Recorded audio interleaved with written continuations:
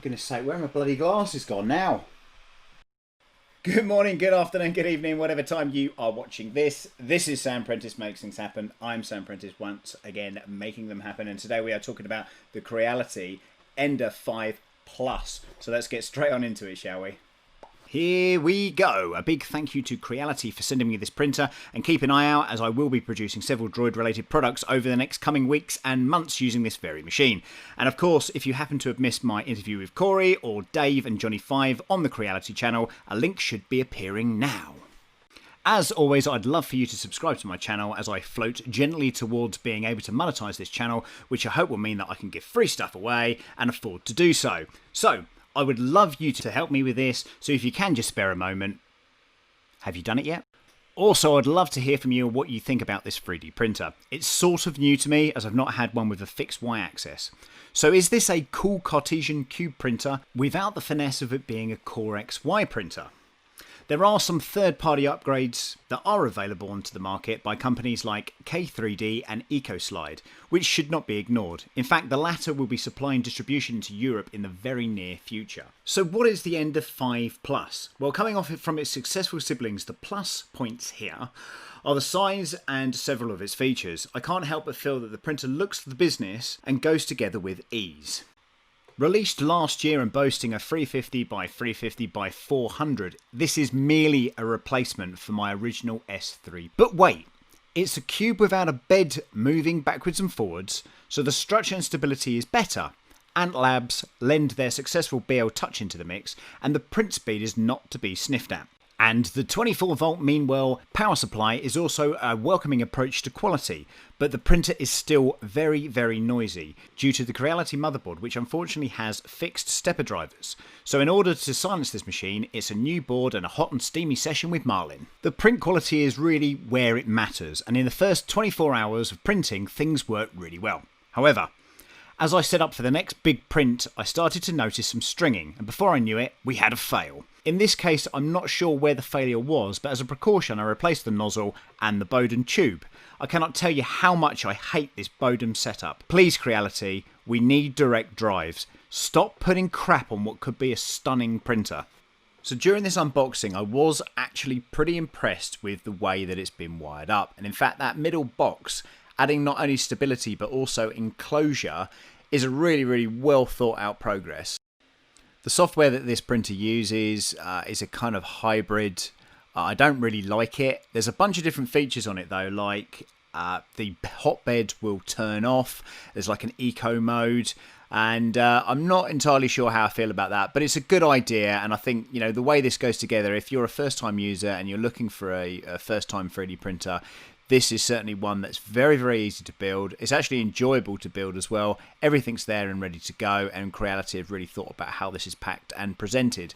So well done, Creality, on that point.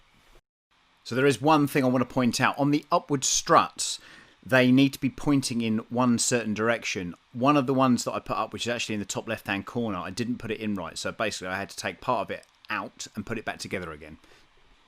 So I figured while I could, it might be worth just having a look inside the box to see what was inside of it.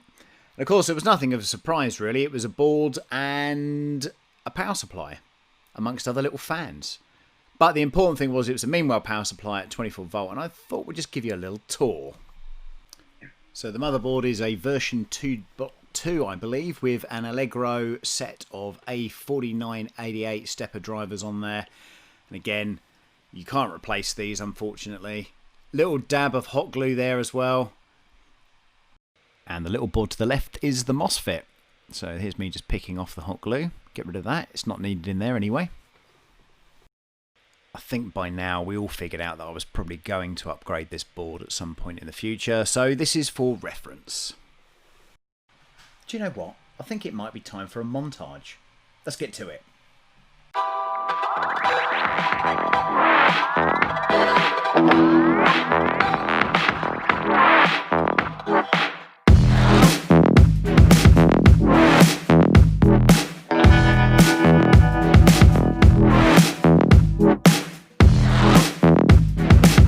Let's print something.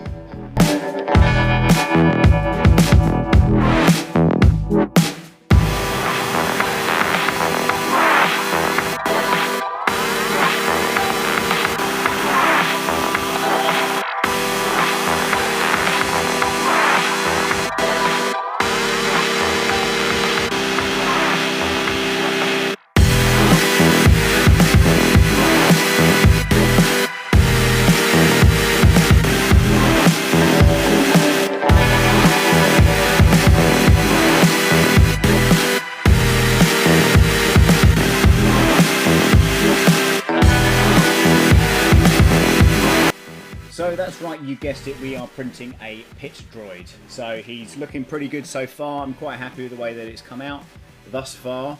There's a few tiny little imperfections, but nothing that can't be sourced with a bit of filler primer and putty. So keep on following this progress, please. What I will say is the big question that I read online a lot of the time is, should I buy the 5 Plus, the Ender 5 Plus, or the CR10 V2? The problem is, with both of these printers, you're still going to have this Bowden setup. And as I've said before, I really, really hate the Bowden setup. On the V3 of the CR10, you get a direct drive from Creality. So I was hoping that they would send me the version 3 CR10 because of that direct drive, because I really, really wanted to test that out to see if this was going to be kind of like one of the ultimate printers.